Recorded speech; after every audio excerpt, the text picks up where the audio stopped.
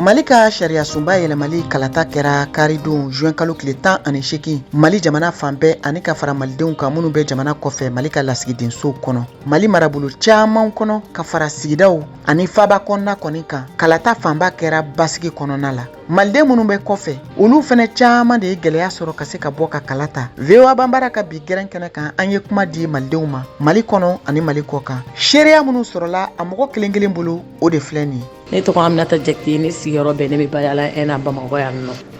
An b'an ka jamana taa ɲɛ de fɛ. Wala o de ka d'an ye. Jamana bɛ taa ɲɛ a sigilen bɛ sen kan.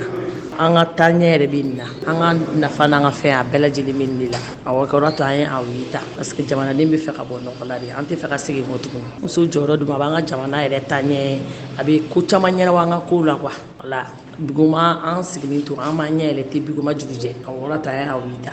An sɛgɛnna.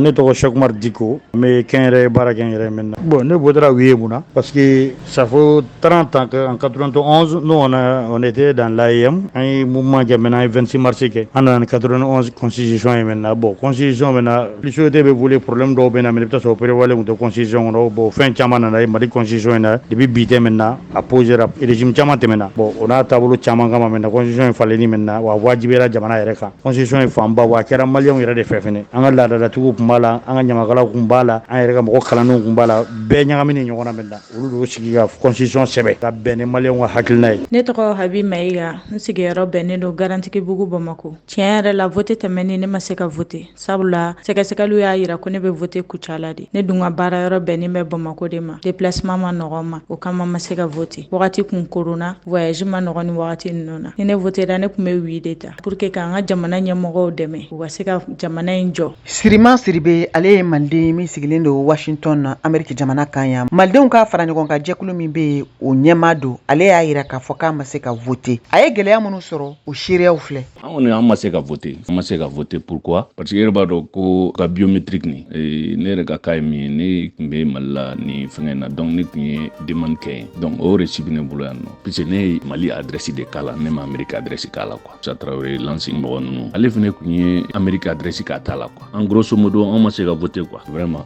an ma se ka vote hali par procuration olu si ma ɲɛnabɔ quoi an kɔni ma vote dɛ. An ye min sɔrɔ bi gɛrɛn kɔnɔ ka lase aw ma o de tun ye nin ye VOA Banbara tɔgɔ la Mariam Traoré.